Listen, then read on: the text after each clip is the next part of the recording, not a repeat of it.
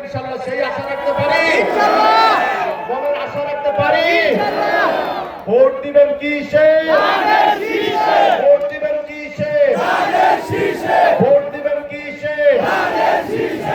সংগ্রামী ভাইরা, আল্লাহর রহমতে আমি যদি আপনাদের ভোটে বিজয়ী হই, আমি আপনাদের পরিবারের একজন সদস্য হয়ে আপনাদের পাশে থাকবে ইনশাআল্লাহ। ২৫০০-এ মা বোনদের জন্য রান্না করার জন্য গ্যাসের প্রয়োজন, আমি বৈধভাবে গ্যাসের ব্যবস্থা করে দেব ইনশাআল্লাহ।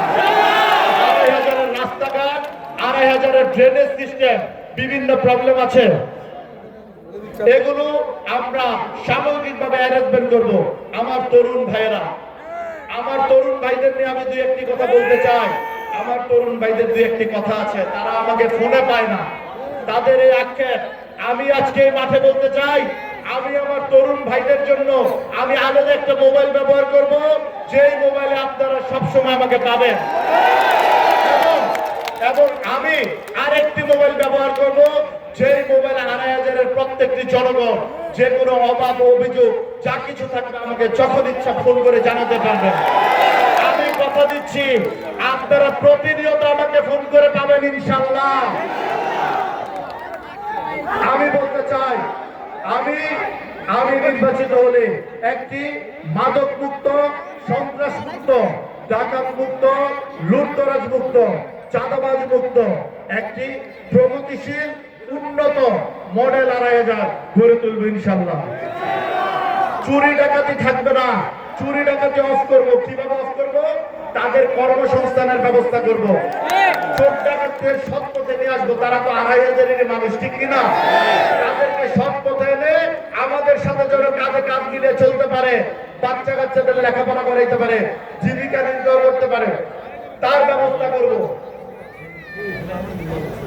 মাদক দ্রব্য বলেছি তো, স্ট্রংলি নিয়ন্ত্রণ করবো, কোন মাদক ব্যবসায়ী ২৫০০-এ থাকবে না।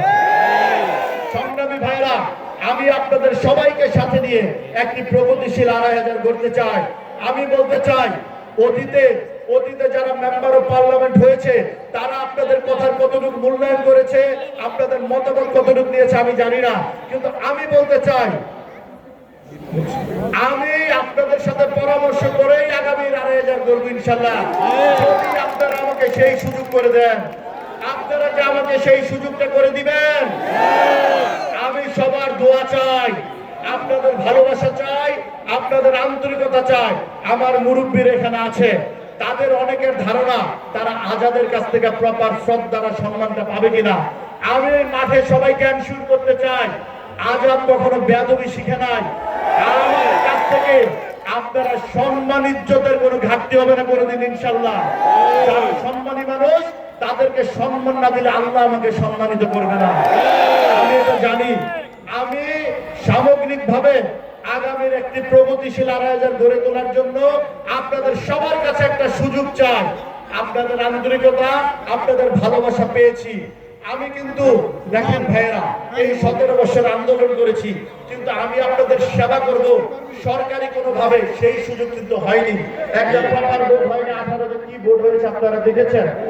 আমি এবার একটি প্রপার ভোটের মাধ্যমে আপনাদের ভোটে নির্বাচিত হয়ে আপনাদের সেবা করে আমি নজরুল ইসলাম আজাদ আপনাদের পরিবারের সদস্য হতে চাই, আপনাদের ভাই হতে চাই, আপনাদের বন্ধু হতে চাই, আপনাদের পরিবারের একজন সন্তান হতে চাই। আপনারা কি সেই সুযোগ দিবেন আমাকে?